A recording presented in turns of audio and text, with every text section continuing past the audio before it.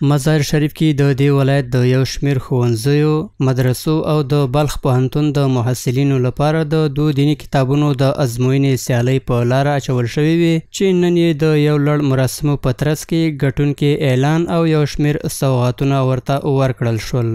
مسؤلین وایي موخه د ځوانانو فکري روزنه او لیک لوست ته د دوی هڅول دي. شاگردان عزیز، در ذهن و در قلبتان حب دین و مقدس اسلام و حب وطن باید داشته باشند.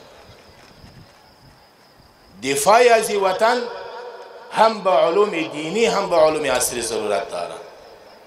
انشاءالله العزیز امارت اسلامی متعهد به هر دو علم است.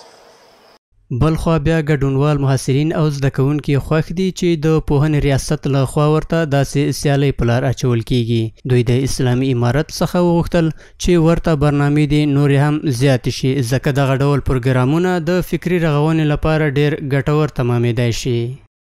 ډېر خوشحاله یم، د خوشحالۍ احساس کوم چې په دویم نمبر باندې کامیاب شولم. دغه د امارت شناسۍ په نامه چې کوم کتاب دی دا د موږ فکرونه جوړوي. دغه چې 20 کاله د موږ په فکرو باندې کار شوی دی، نو اشغال په افغانستان کې دا امارت شناسي کتاب چې د امارت پیژندنه ده، نو موږ ته د امارت مؤسسین معلومیږي چې امارت مؤسسین څوک وو او چه کارونه که څوک دی.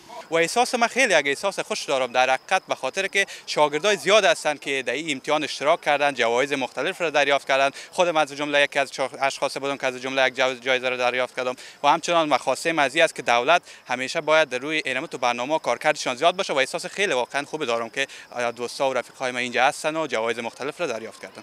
دغه سیالۍ څه موده وړاندې په مزار شریف ښار کې پیل شوې وې او نن یې ګټونکي د یو لړ مراسمو په ترڅ کې اعلان او ټاکلي سوغاتونه یې پرې وویشل.